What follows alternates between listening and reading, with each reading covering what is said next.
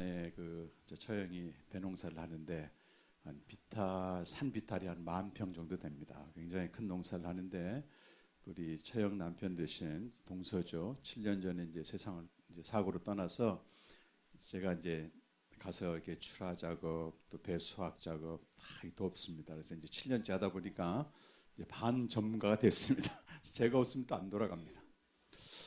우리 정 집사님 시댁도 배농사 하는데요. 보통 힘든 게 아닙니다. 그래서 저희 이제 순천에 사는 동서가 몇 년 같이 도왔는데 노가다 하는 것보다 2배 이상 힘들다 이렇게 얘기해요.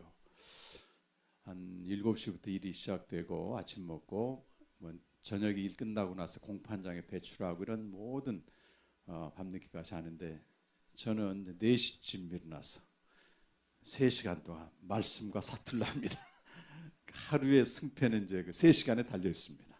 그래서 그때 하나님 부으신 은혜로 한 10시간 남아되는 지독한 노동을 이제 감당하는데요. 일을 좀 많이 하면 잠을 잘 자잖아요. 근데 일을 너무 심하게 하니까 잠을 못 자더라고. 중간에 막 일어나서 좀 이렇게 몸의 통증 좀 저지하고 그래도 새벽 4시면 일어나는 거예요. 하나님께 간절히 기도하거든요. 이 3시간 동안 내가 주님과 교제가 없으면 하루가 실패한다. 주님이 그 기도를 매일같이 응답하시고 또 승리하게 하셨습니다. 그런데 몸에 한계가 있기 때문에 제가 보름 그 일을 하고 지난 주일날 왔어요. 그런데 목사님 말씀이 은혜는 되는데 너무 졸리는 거야. 그래서 계속 졸았습니다. 제가 깨달은 게 뭐냐면 존다고 해서 그 은혜가 안 돼서 조는 게 아니구나. 또 이런 생각을 하게 됐어요. 너무 피곤하면 조시는구나 이게. 주무실 수밖에 없다. 제일 무거운 게 눈꺼풀이잖아요. 못 이깁니다, 눈꺼풀. 그래서 귀로는 막 말씀이 들려서 아멘이 되는데 몸이 막 계속 가라앉는 겁니다. 그래서 다시 한번 성도들이 얼마만큼 치열하게 삶을 살고 있는지 좀 보게 됐습니다. 그런 와중에 9월 15일 날 대구에서 출판 기념을 하게 됐는데 그날 토요일이었거든요. 토요일 신문을 보게 되면 책 소개가 좀 나오는 그런 칼럼이 있습니다. 그런데 주요 일간지에서 똑같이 다룬 책이 하나가 있었는데 제목이 종교 없는 사회입니다. 종교 없는 사회. 왜 일간지들이 이 책을 도배질하듯이 다뤘는가? 물론 각자 입장은 좀 달랐습니다만 제가 쭉 여러 군데 신문 기사를 봤는데 필 주커먼이라고 하는 미국의 사회학자가 쓴 책입니다. 종교 없는 사회 이런 책인데 우리가 흔히 종교가 없으면 사람들이 문란하게 살고 불안하게 사는 것 같은데 전혀 그렇지 않다는 겁니다. 통계를 쭉 냈거든요. 오히려 가난하고 불안하고 혼란스러운 나라일수록 굉장히 종교적이고 안정되고 풍요하고 바르게 사는 나라일수록 무종교라고 하는 것입니다. 그걸 통계로 쭉 냈는데 제가 그 기사를 쭉 대하면서 우리 한국도요. 어느 조사를 해봤더니 2005년 기준에서 무종교가 56%입니다. 종교 없는 사람이 56%예요. 지금 10년쯤 지났기 때문에 아마 더 늘어났을 겁니다. 대표적으로 미국은 청교도들이 세운 기독교 국가입니다. 그런데 지금부터 한 10여 년 전만 해도 종교를 부인한 사람들은 거의 없었어요. 8% 정도만 소수가 무종교였고 거의 90% 넘게 기독교를 믿었는데 지금은 급속도로 올라갑니다. 무종교가. 그래서 한 30% 이상 올라갔다 그래요. 자, 그렇게 되면 앞으로 이제 다음 세대도 우리가 지금 고민하면서 하고 있습니다만 실제 종교가 없고 교회를 안 다니는 사람이라고 해서 이렇게 문란하게 사는 게 아니고 도덕적으로 윤리적으로 바르게 살고 자기 일에 대한 책임을 성실하게 한다는 겁니다. 제가 이번에도 베트남 사람 2사람과 같이 또 여러 사람과 일을 했는데 이 사람들은 일당 받고 일하는 거잖아요. 너무 일을 성실하게 하는 거예요. 이 일을 막 찾아서 하는 거예요. 그러니까 주인이나 주변 사람들이 존중을 하는 겁니다. 저 사람 없으면 일이 안 되겠다 할 정도로. 자기 일이 끝나면 안 도와줘도 되는데 그냥 쫓아다니면서 도와주는 겁니다. 이게 일관적으로 하더라고요. 종교 없거든요. 종교 없는 삶도 얼마든지 다른 사람들한테 감동을 주는 그런 시대에 살고 있다. 그래서 앞으로 우리 5년 10년 지나면 우리 한국의 최고의 종교가 무종교가 아닐까 생각이 들어갑니다. 그때 가서도 아직도 예수 믿냐? 아직도 교회 다니냐? 그런 얘기 얼마든지 나올 수 있습니다. 그래서 오늘 요한복음 말씀을 특별히 좀 묵상을 하면서 여러분과 좀 나누려고 합니다. 저는 그렇게 분명히 믿기는 우리 한국 교회도 계속해서 유사 신앙이나 유사 복음으로 가면 거의 문 닫습니다. 이건 무종교의 압력에 다 굴복하게 되는 것입니다. 그러나 이럴수록 참 신앙의 본질을 붙잡게 될 때는 이거는 기독교 2000년 역사뿐만 아니라 이스라엘 역사부터 시작해가지고 지속적으로 견고하게 확장된다고 하는 것입니다. 이럴 때일수록 본질을 찾아야 되고, 제가 목사님 그 대문 카톡에 올린 다음 세대 복음 중심학단 내용을 봤는데 정말 이런 다음 세대들에 대한 지금 현 세대들의 책임이 필요한 것 같습니다. 그래서 뭐 적당히 시류에 따라서 믿으라고 방치해 버리게 되면은 그들이 결국 무종교에 휩싸이게 되거든요. 그래서 이제는 우리가 이런 사람이 돼야 돼. 오늘 주제가 그거거든요. 정말 하나님이 계시다면 좀 보여달라. 그 빌립이 묻지 않습니까? 아버지를 좀 보여달라 그랬을 때 예수님이 나를 본 자는 아버지를 보았다. 이제는 보지 않고는 믿지 않는 시대가 오게 되는 것입니다. 그럼 어떻게 우리가 나를 통해서 아버지 하나님을 보여줄 수 있느냐, 그 본질에 대한 얘기를 좀 나누려고 합니다. 여러분, 하나님이 어떻게 생겼을까요? 저는 우리 준혁 군이 너무 귀한 것 같아요. 맞지? 이름이? 매 앞자리에 앉아서 항상 그 자리를 지켜. 은혜가 되든 안 되든 너무 참 귀한 것 같아요. 하나님 어떻게 생겼을까? 준혁 군. 질문하는 거야, 질문.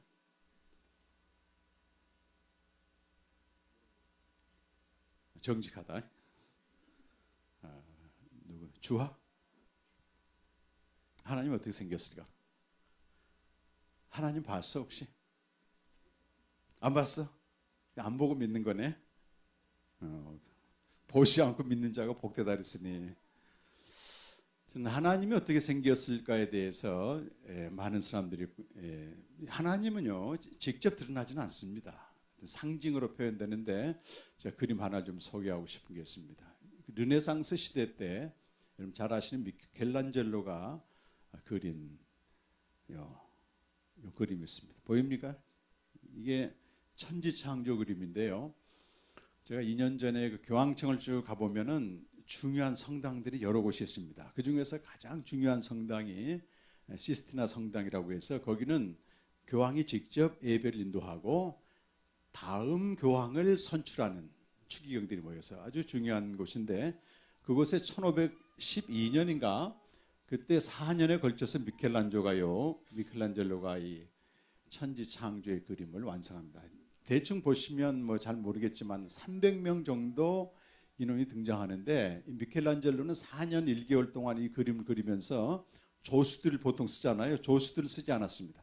기초할 때만 잠깐 쓰고 혼자 독보적으로 아무도 들어오지 못하게 다 그리고 나서 이제 교황청 교황들에게 쫙 공개를 했는데 거의 다 알몸입니다. 알몸. 얼마나 놀랐겠어요 이분들이.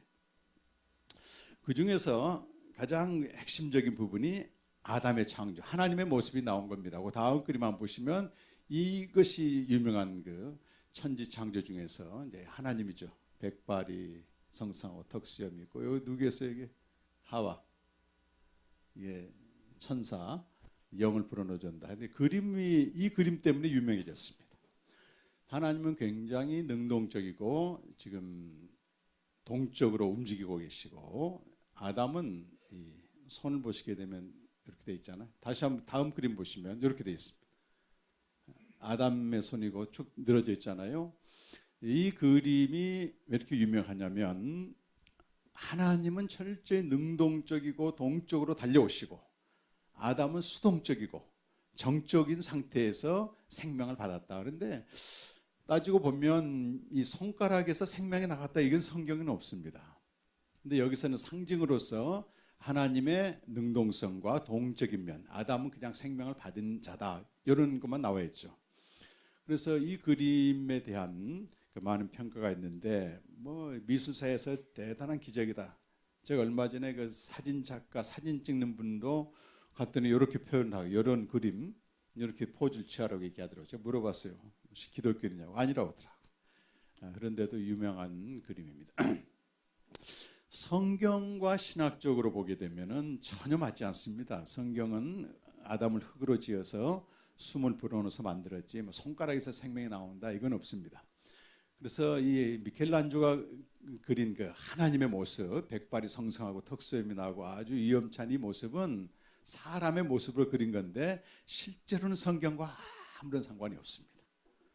당시 르네상스는 재탄생이라는 말이지 않습니까? 그리스 문화와 또 로마 문화를 다시 회복시킨다. 그래서 이 백발이 성성한 그 할아버지의 모습은 제우스 신의 모습입니다. 하나님을 본 사람이 있어요, 없어요?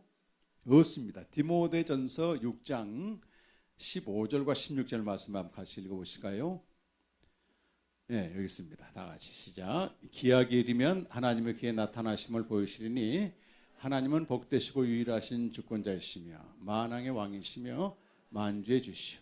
오직 그에게만 죽지 아니함이 있고 가까이 가지 못할 빛에 거하시고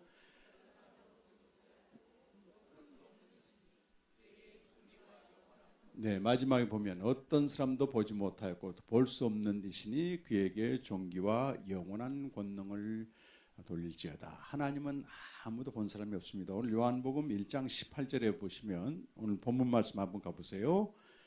이렇게 되어 있습니다. 시작. 본래 하나님을 본 사람이 있다 없다? 없으되 아버지 품속에 있는 독생하신 하나님이 나타내셨느니라 계시되었다는 얘기란 말이에요. 그러면 아무도 하나님을 본 사람이 없어요. 그런데 누가 나타났다는 겁니까? 아버지 품속에 있는 독생하신 하나님은 예수님을 말합니다. 하나님의 아들이 우리에게 나타났다. 그래서 누구를 통해서 하나님 볼 수 있습니까? 아들을 통해서 볼 수 있습니다. 아들을 통해서. 자, 1장 14절 말씀에 말씀이 육신이 되었다 이 말이 나오는데 우리 말씀하게 되면 보통 말 워드라고 생각하잖아요. 그런데 이건 원문으로 읽으면 로고스란 말, 로고스. 로고스로 번역하는 게 훨씬 좋을 뻔했어요.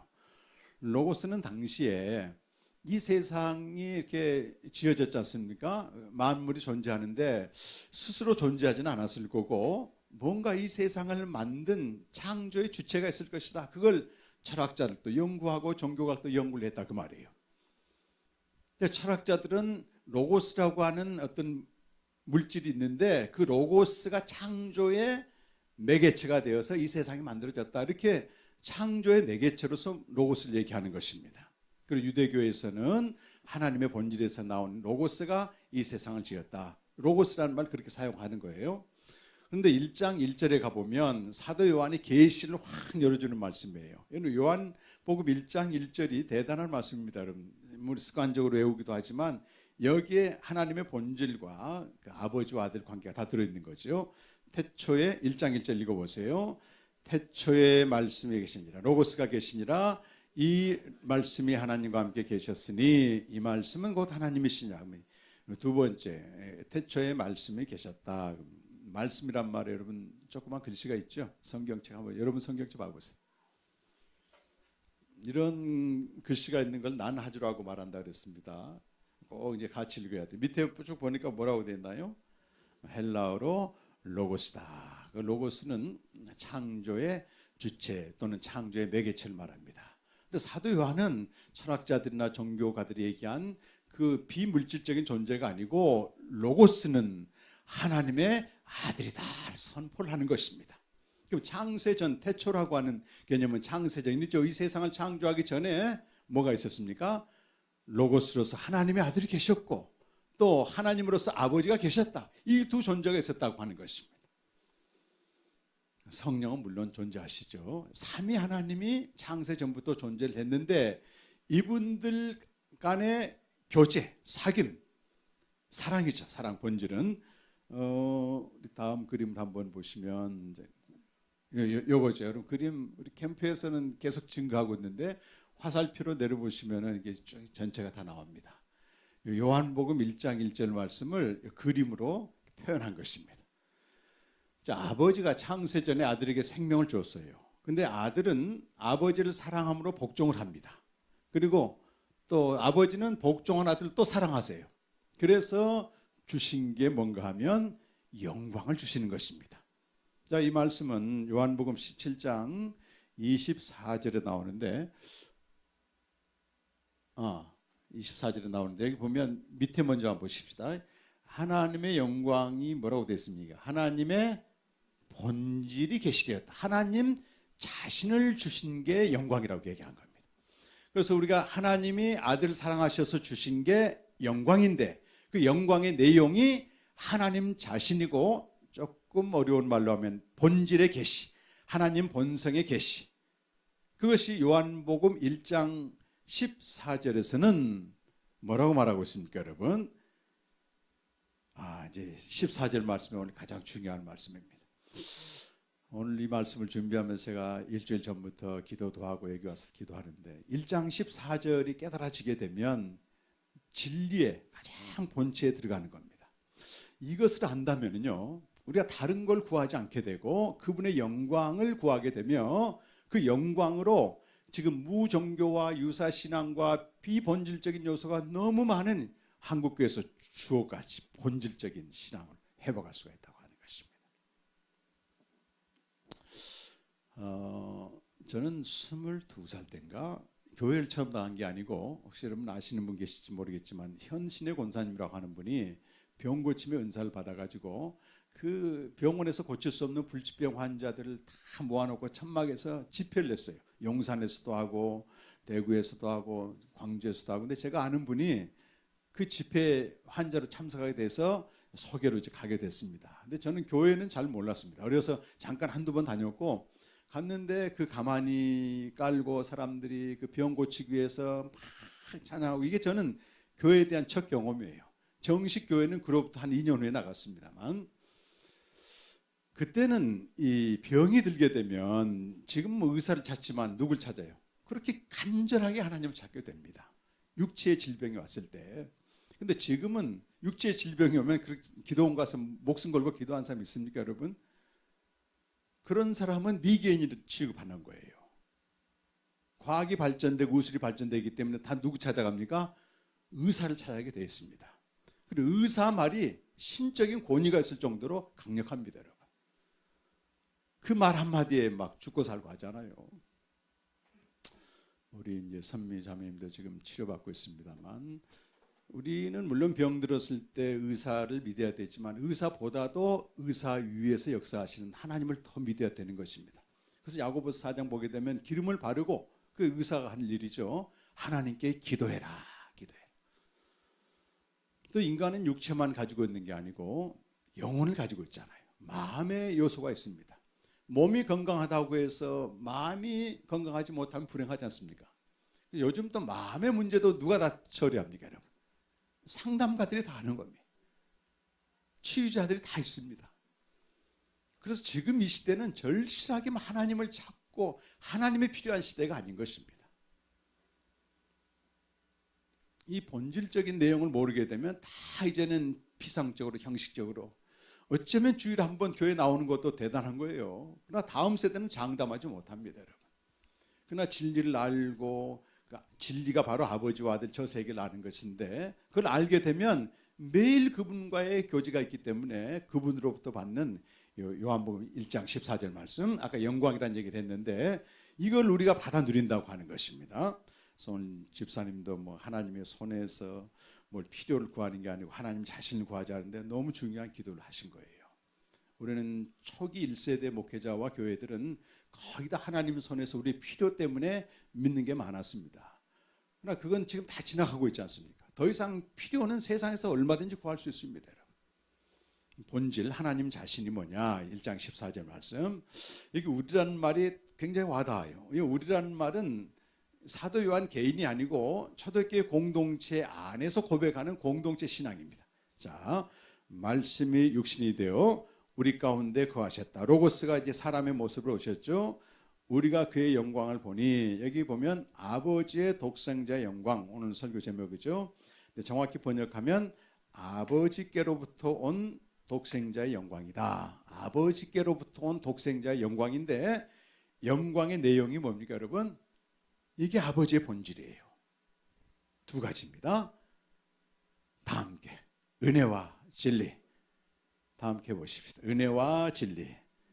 영광이 뭐냐? 아버지의 본질이다. 아버지의 본질이 뭐냐 그럼? 은혜와 진리다. 자, 그 다음 주 읽어보니까 세례 요한이 그런 증언하잖아요. 나보다 먼저 계셨다. 자, 16절. 우리가 다 그의 충만한 데서 받으니 은혜 위에 은혜다. 이렇게 나오잖아요. 그의 충만한데 무엇이 충만했습니까? 아들에게 은혜와 진리가 충만했는데 은혜와 진리를 그에게서 우리가 받았더니 은혜 위에 은혜, 뒤에 있는 은혜와 은혜는, 은혜 위에 은혜는 이보다 더 큰 은혜가 있다 없다? 최상의 은혜라고 말입니다. 최상의 은혜.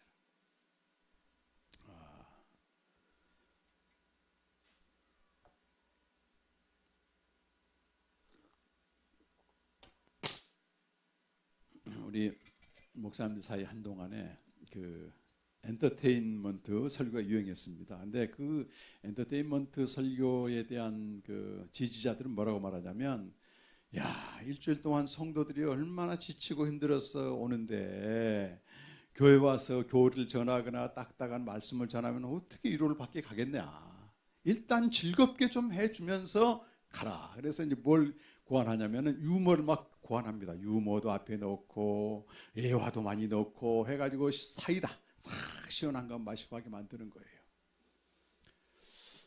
이것은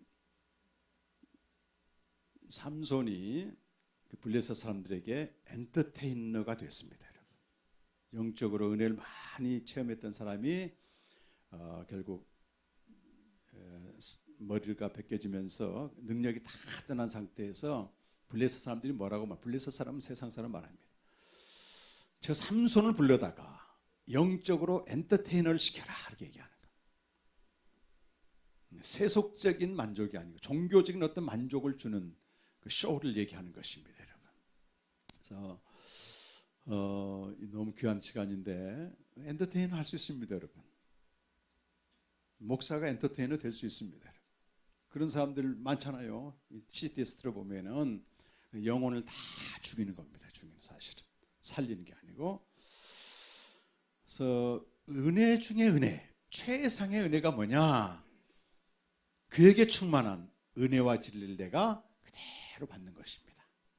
그럼 내 안에 은혜와 진리가 충만하다는 얘기는 하나님의 영광이 충만하다는 거죠. 그렇게 되면 우리를 통해서 누가 세상에 드러나는 거예요? 하나님의 본성이 드러나는 겁니다. 이때 나를 본 자는 하나님을 보았다 얘기할 수 있는 것입니다, 여러분. 하나님이 어디 계시느냐? 내 안에 충만한 이 은혜와 진리를 보라는 것입니다. 내 안에 충만한 이 은혜와 진리를 사모해서 제가 10시간 넘는 고된 노동이 기다리고 있지만은 새벽마다 나가는 겁니다, 여러분. 이제 은혜와 진리의 내용을 아는 게 중요하지 않습니까? 여기 은혜와 진리는 신약에서 해석되지 않고 구약에서 나오는 언약 용어입니다. 언약. 어디서 나오는가? 먼저 은혜와 진리 해석을 좀 보겠습니다. 네, 이겁니다. 하나님의 영광이 은혜와 진리라고 되어 있죠. 은혜는 구약으로 헤세드, 진리는 구약에서 에머트의 말인데 앞에 있는 은혜는 끊을 수 없는 사랑이라고 얘기합니다. 영어로는 unfailing love, 결코 실패하지 않는 사랑. 하나님의 본성이죠. 본성이 두 측면인데 하나는 결코 끊을 수 없는 사랑입니다. 그 무엇도 끊을 수 없는 사랑이고 그걸 헤세드라고 얘기해요. 헤세드가 그 아들 예수 그리스도를 통해서 우리에게 나타났다. 하나님의 사랑이 그리스도 안에서 우리에게 나타났다. 뒤에 있는 에머트는 영원한 신실함. 우리 오늘 찬양했지 않습니까? 영원히 신실하신 능력의 하나님. 이 실제 끊을 수 없는 그 사랑 영원하도다. 우리 찬양을 아까 했는데 오늘 제가 다른 찬양을 준비했는데 이걸 막 하고 싶은 마음이 너무 강하게 오더라고요. 이 은혜와 진리는 그 사랑 영원하다. 끊을 수 없는 그 사랑이고 뒤에 영원한 신실함. 우리가 어떠한 상황에서도 하나님은 우리에게 선하시다고 하는. 그런데 이 은혜와 진리를 구약적으로 표현하게 되면은 인자와 진리가 됩니다. 시편 25편 10절의 말씀 한번 같이 보십시다.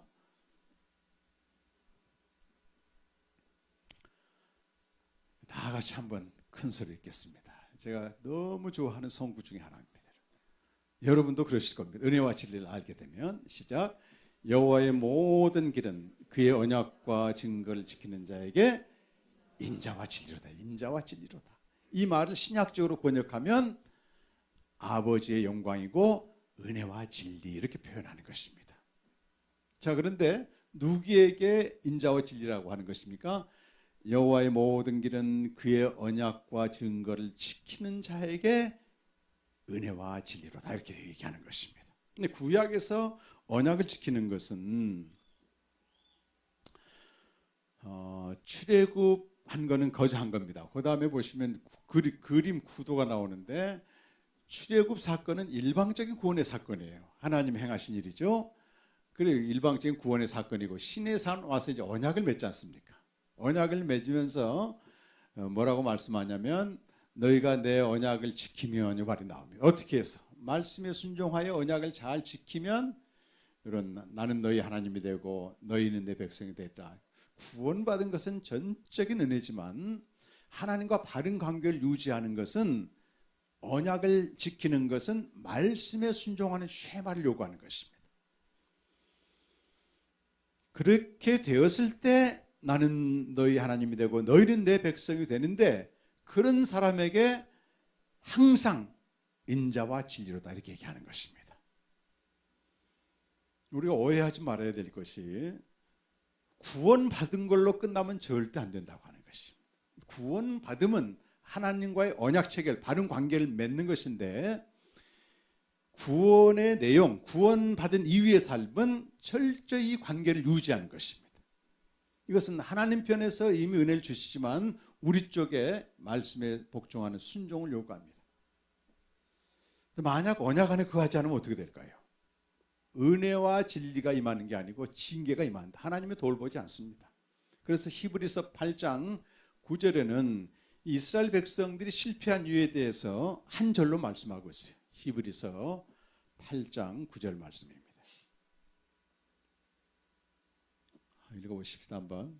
또 주께서 이르시기를 이 언약은 내가 그들의 열조의 손을 잡고 애굽 땅에서 인도하여 내던 날에 그들과 맺은 언약과 같지 아니하도다. 뒤에 그들은 내 언약 안에 머물러 있지 아니하므로 내가 그들을 돌보지 아니하노라. 여러분 언약 안에 거하는 게 너무 중요해요. 이게 요한복음 15장에서도 계속해서 가지는 남에 붙어 있어야 된다. 내 안에 거하라. 이 말이 계속 나오지 않습니까? 이렇게 언약 안에 거하는 것, 신약 시대 오게 되면 바로 아까 첫 번째 그림이 있었잖아요. 우리가 성부와 성자 안에 내가 들어가는 것을 언약 안에 거하는 것이라고 말합니다. 다음 그림 보시면 이런 말씀이죠. 여기 보시면 이 말 오늘 말씀 중에서 요한복음 10장 22절인데 이 부분 한번 보세요. 내게 주신 영광이 아버지가 아들에게 주신 은혜와 진리, 아들 안에 충만한 은혜와 진리. 누가 줬어요? 아버지가 아들에게 주신 영광이에요. 그런데 아버지가 아들에게 주신 그 영광을 누구에 준단 말입니까? 내가 그들 저와 여러분에게 다 주신다는 겁니다.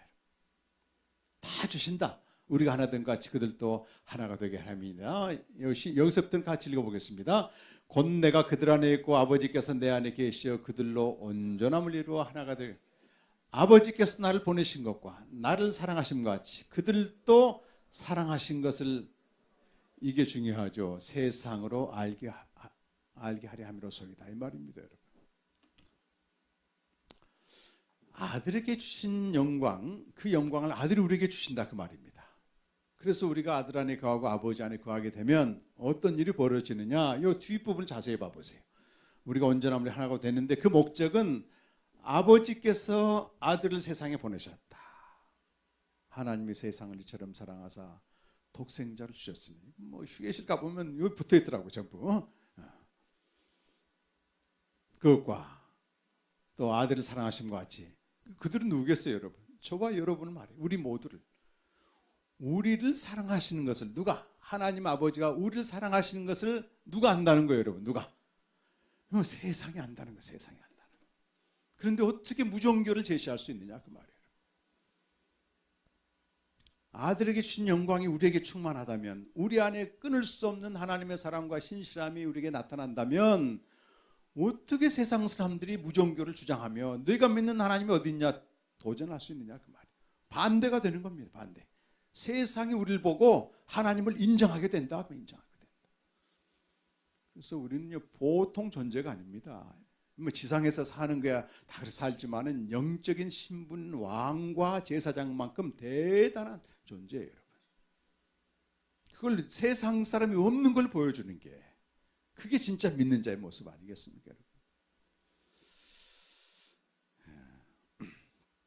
그래서 이제 우리가 어디에 들어가야 됩니까? 요 아들 안에 아버지 안에. 그래서 그 다음에 이런 그림은 이제 완성이 됩니다. 이 그림이 보세요. 이게 이제 17장 24절 말씀이잖아요. 예수님의 마지막 기도. 아버지여 내게 주신 자도 나 있는 곳에 여기 나 있는 곳에 나와 함께 있어 아버지께서 창세전부터 나를 사랑하심으로 역시 나의 영광을 그들로 보게 하시길 원합니다. 우리 믿는 자가 이제 아버지와 아들 안에 들어가는 것입니다. 그래서 그분들이 가지고 있는 충만한 은혜와 진리를 내가 받게 되고 이것을 세상에 드러내게 된다. 그래서 이제 구약 시대하고는 조금 다르게 그림이 그려지는데 신약 시대 구약에서는 말씀 하나하나를 다 순종하여 뭐죠? 언약을 지키는 것인데 신약 시대는 말씀 각각을 순종하는 게 아니고 그다음 그림 보게 되면 뭐 형태는 비슷해요. 구약 시대하고 새 언약 시대는 새로운 그림이 이게 그려집니다. 십자가 구원의 사건은 새 언약을 맺게 되고 말씀은 이쪽 가 있는데 그 내용이 에레미야 31장 여기서 나온다는 것입니다. 신의 산 언약은 폐기됐고 하나님의 법을 백성의 마음에 두고 세 번째가 중요합니다. 이게 언약의 조건의 규정이라고 그래요. 우리 함께 읽어보실까요? 큰 자나 작은 자나 모두 하나님을 알겠다. 이건 개인적이고도 인격적인 교제를 말합니다. 개인적이고도 인격적인 교제입니다. 그래서 신약 시대 하나님 믿는 신앙은 구약에는 제사장이나 선지자들이나 왕들을 통해서 하나님 믿었지만 신약 시대에는 우리가 각각 하나님의 자녀고 아들의 생명이 있기 때문에 두 개 다 들어갑니다. 개인적이고도 인격적인 교제를 해야 되는 것입니다. 그들이 모여서 함께 예배드릴 때 은혜가 더 기쁨이 완성되는 거죠. 그래서 개인 신앙, 인격적인 신앙이 없는 신앙은 철저히 세상적이 되게 되고 믿으면 믿을수록 더 이상하게 변질돼 버립니다. 문 닫게 됩니다. 교회. 개인적인 신앙과 인격적인 신앙이 상실되면. 정말 안타까운 것은 우리나라는 어느 시대 때부터 개인적인 삶이 없어진 것 같아요. 개인이 중요하지 않는 시대가 되어버렸습니다. 물론 민주주의가 들어오면서 개인의 자유가 진보됐지만은 사실 민주주의도 보면 다수에서 완전히 지배당합니다. 개인의 의견이나 생각이 중요하지 않는 시대가 됐어요. 그러나 하나님은 한 사람 한 사람을 인격적으로 고유한 존재로 보기 때문에 각자 만나기를 원하세요. 각자 만나기. 그래서 늘 강조하는 게 개인적인 묵상, 개인적인 기도. 제가 오늘 또 말씀 전하면서 부담이 되는 게 서 목사 설교도 틀림없이 묵상하라. 뭐 옛날에 그런 광고 카피 있었잖아요. 결론은 버킹급. 결론은 말씀 묵상이다. 생명 고려해야 됩니다, 여러분. 개인적인 신앙이 없는 신앙은 정말 세속화되기 그냥 무종교 시대 온다니까, 여러분. 그래서 지금이 하고 계신 분들은 너무 감사하지만 하지 못한 분들은 하루에 30분이라도 내서 목숨을 걸어야 돼요, 그 시간에. 어떻게 해야 되느냐? 히브리서 7장 25절에 보면 새 언약 시대에 언약 안에 거하는 길에 대해서 예수님 말씀하고 있어요. 히브리서 7장 25절 말씀. 이 말씀을 이제 히브리서 전체적으로 파레시아라고도 얘기하는데요. 파레시아를 설명하는 말씀입니다. 히브리서 7장 25절 말씀. 없습니까? 성경을 찾아야 되겠네요, 그럼.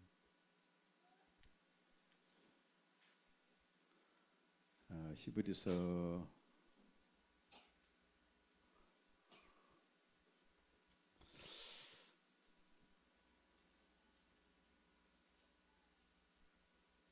7장 25절 말씀입니다. 24절부터 읽으실까요? 두 절 말씀. 24절 25절 시작. 예수는 영원히 계심으로 그 제사장 직분도 갈리지 아니하느니라. 그러므로 자기를 힘입어 하나님께 나아가는 자들을 온전히 구원하실 수 있으니 이는 그가 항상 살아계셔서 그들 위하여 간구하심이라. 여기 자기를 힘입어 나간다 그 말은 아들을 힘입어 하나님께 나아가는 자들을 온전히 구원하시고 그를 위해서 항상 기도하신다. 아들을 힘입어 하나님께 나아가는 것을 이제 히브리서에서는 팔레시아다 이렇게 얘기하는 것입니다. 히브리서는 좀 독특한 서신입니다. 그 수신자가 나와 있지 않는데 내용으로 보게 되면 히브리인으로 있다가 예수 믿게 된 사람들이죠. 또 누가 썼는지도 안 나옵니다. 그래서 히브리 기자다 이렇게 얘기합니다. 바울이라는 말도 있고 바나바라는 말도 있긴 합니다만 다 추측이고.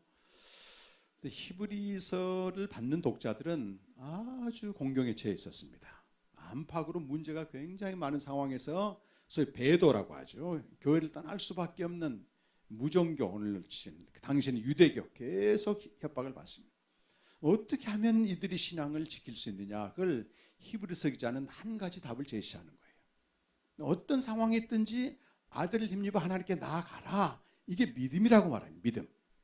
히브리서 11장 6절에서 에녹의 믿음까지 얘기하잖아요. 믿음이 없이는 하나님을 기쁘시게 못하나니 하나님께 나아가는 자는, 이 말이 나와. 하나님께 나아가는 자는 그가 계신 것과 자기를 찾는 자들에게 상 주시는 이심을 믿어야 할지니라. 자기를 찾는 자들에게 상 주시는 게 뭐예요? 오늘 얘기하는 은혜와 진리를 부어주신다. 그분의 영광, 그분에게 충만한 이걸 부어주어서 우리가 어떠한 상황, 어떠한 대상과 만난다 할지라도 결코 정복될 수 없는 사랑과 영원한 신실하심으로 넉넉히 이기게 한다 그 말이에요.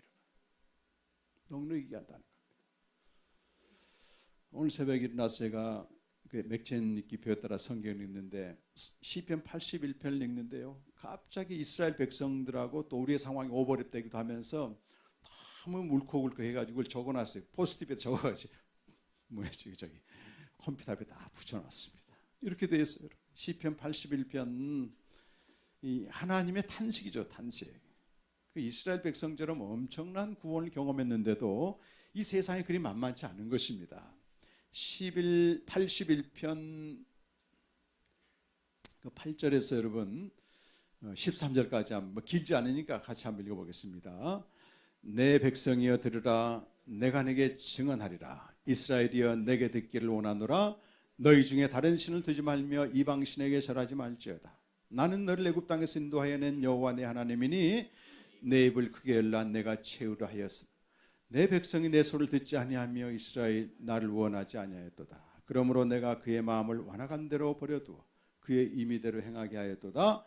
내 백성아 내 말을 들으라. 이스라엘아 내 도를 따르라. 하나님이 우리를 엄청난 능력으로 구원하셨단 말입니다. 그러나 세상은 만만치가 않아요. 얼마든지 다른 신에게 우리가 굴복할 수 있고 이방 신들에게 절할 수 있는 그런 시대가 오고 있습니다. 여러분. 실제로 여러분 하나님과 교제하고 말씀 앞에 나가고 하나님을 생각하는 것보다 스마트폰 갖고 있는 게 훨씬 많잖아요. 저도 늘 생각합니다. 이게 큰일 났다 이거. 얼마나 현대성이라고는 우상이 뭐 쓰나미처럼 다가오는데 어떻게 우리가 다른 신들에게 절하지 않으며 이방 신들에게 굴복하지 않겠냐. 하나님께 말씀하셨잖아요. 나는 너희를 애굽에서 구원해내는 여호와 하나님이라. 내가 너에게 말한다. 입을 넓게 열라. 언제든지 채워주겠다. 채워주겠다. 뭘 채운다는 거예요? 이걸 기복신앙에서는 축복을 채운다 이렇게 얘기했는데 그게 아니라니까. 내 말에 순종해라. 언약 안에 거해라. 그러면 우리 뭘 주신다는 거예요? 은혜와 진리. 그 무엇도 끊을 수 없는 사랑과 영원히 신실하심을 주어서 넉넉히 있게 한다 그 말이에요. 그래 세상에 아버지를 보여줘야 될 거 아니겠어요? 세상에. 맞습니다. 제가 뭐 한 달 정도 노동을 해봤는데 정말 그 믿지 않는 사람들도 또 외국 사람들과 같이 일하는 게 쉽지 않습니다, 여러분.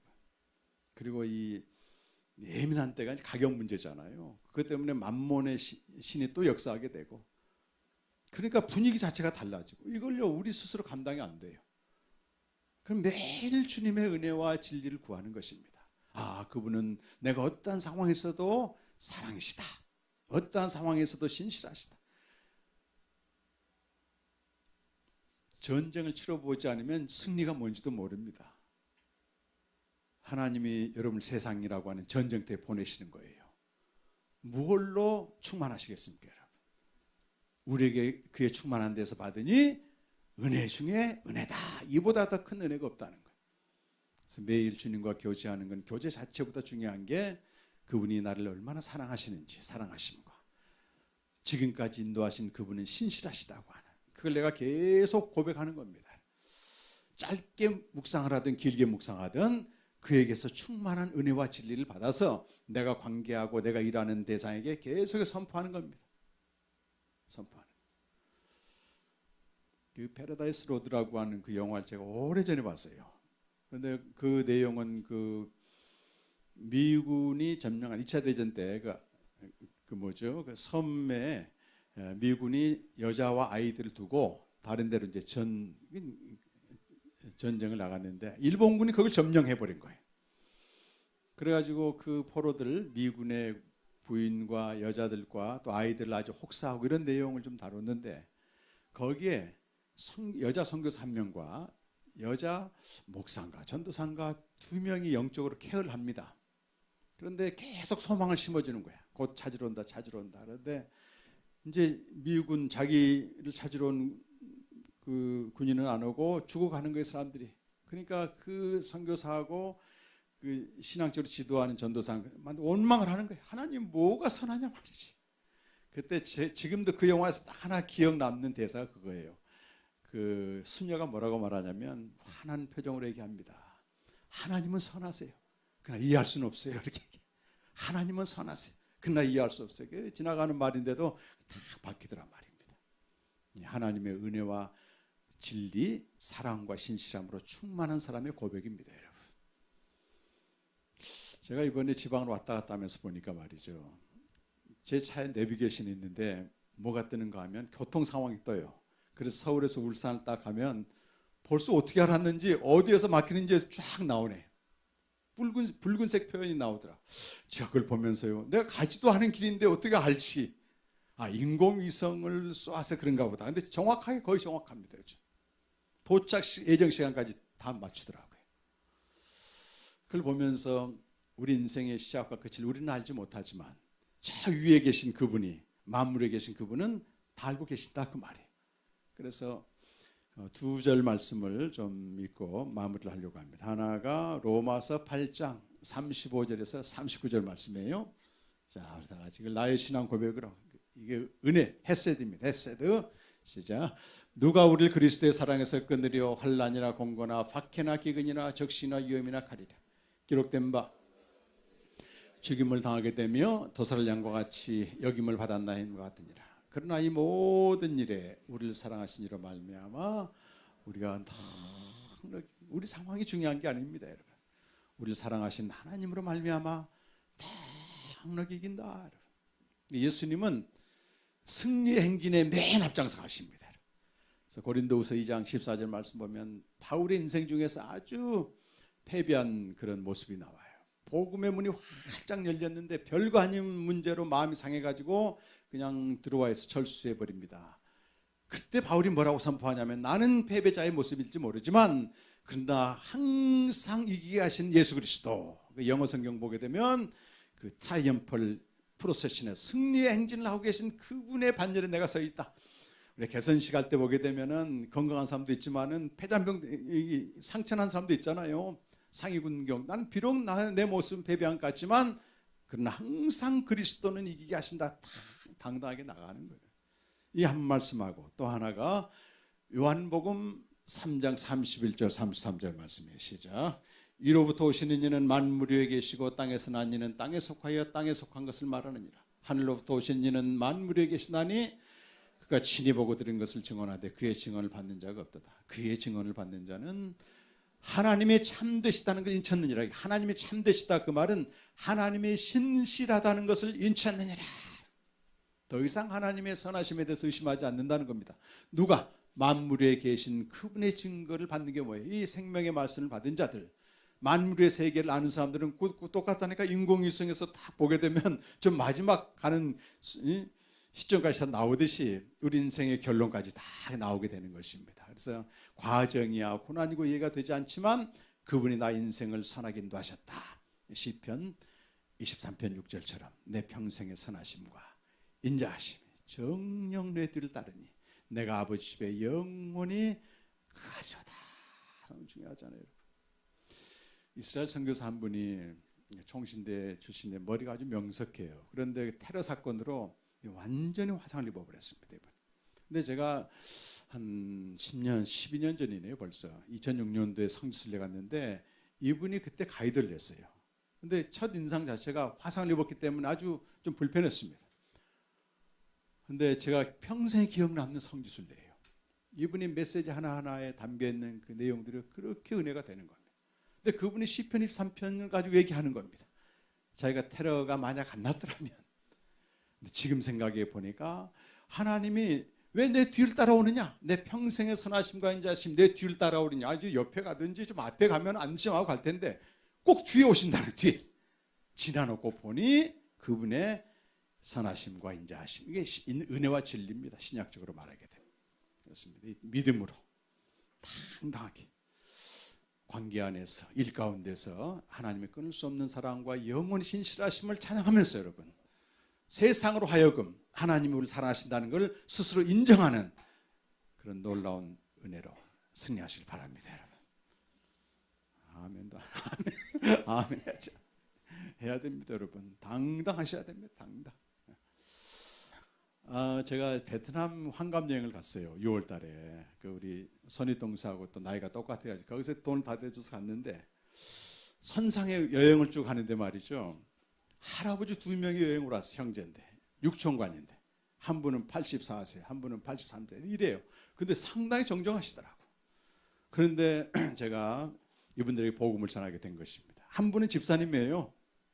근데 자기는 껍데기 집사라고 얘기하더라고요. 장로 못 된 걸 제일 후회하길래 장로 되는 거 중요한 게 아닙니다. 또 한 분은, 그분이 형님이라는 분인데 너무 인생을 잘 살아오신 거예요. 집사람 분은 3번 결혼하면서 지금도 사업이 안 돼서 저렇게 힘들어하고, 이 교회 안 다닌 무종교회는 너무 잘 살아온 거예요. 자식도 잘 기르고. 그러니까 자기가 당당하지.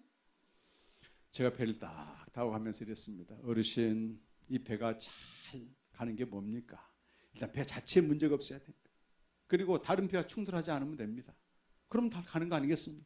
제가 어르신의 인생을 보니까 자식도 잘 길러서 내부 단속도 잘했고 또 다른 사람은 법 없이도 살 사람이네. 근데 그걸로 아니고 이게 지금 부산으로 가야 되는데 저기 제주로 간다 생각합시다. 이게 제대로 간 겁니까? 그 어르신이 금방 알아들어. 이제 인생의 끝 종착역이 그렇게 중요한 것입니다. 영접은 안 했습니다. 제가 그 얘기를, 그 복음을 전하고 내려와 가지고 집사님들 몇 명하고 밥을 먹었어요. 근데 그 집사님 한 분이 어떤 분이었는가 하면 사업을 해서 돈 많이 버는 정말 열심히 사는 분이, 집장사를 하는데 말이죠. 사람이 너무 좋아요. 모든 인간관계를 잘합니다, 이분이. 제가요 조금 전에 있었던 선상 얘기를 했습니다. 집사님, 우리가 예수를 믿지만은 이 세상에서 예수 믿고 다른 사람과 관계 잘하고 집안 형통하고 그럼 다 문제 없어 보이죠. 그러나 우리는 목적지가 있습니다. 거기 날 기다리시는 분이 계십니다. 그분 앞에서 결산을 해야 됩니다. 그냥 지나가는 말로 했어요. 근데 그 집사님은 너무 그 말에 충격을 받은 겁니다. 나 올 때까지 저한테, 난 이 베트남 여행 와서 내 인생의 목적을 발견했다. 그냥 사람과 관계 잘하고 내 집안 잘 간사하면 끝난 줄 알았더니 그게 아니더라. 마지막 날에 날 기다리시는 그분이 계시다. 아들 안에 충만한 이 은혜와 진리를 우리에게 다 부어주셨는데 여러분, 이걸 가지고 뭘 하시겠습니까, 여러분? 세상에서 패잔병처럼 살 겁니까, 여러분? 아니라 그 말이에요. 당당하셔야 됩니다. 그걸 위해서 아침마다 또 결론은 뭐예요? 나가야지. 시도하세요, 여러분. 주님이 너무 기다리고 계십니다. 기다리고 계십니다. 절대 신앙, 참 신앙이 아니고서는 절대 못 이깁니다. 그래서 오늘 우리 그 사랑 영원하리라, 영원히 신실하신 하나님 찬양 한번 하고, 정말 이 찬양이 저의 고백이 됐는데 여러분의 모든 고백이 좀 되길 간절히 바랍니다.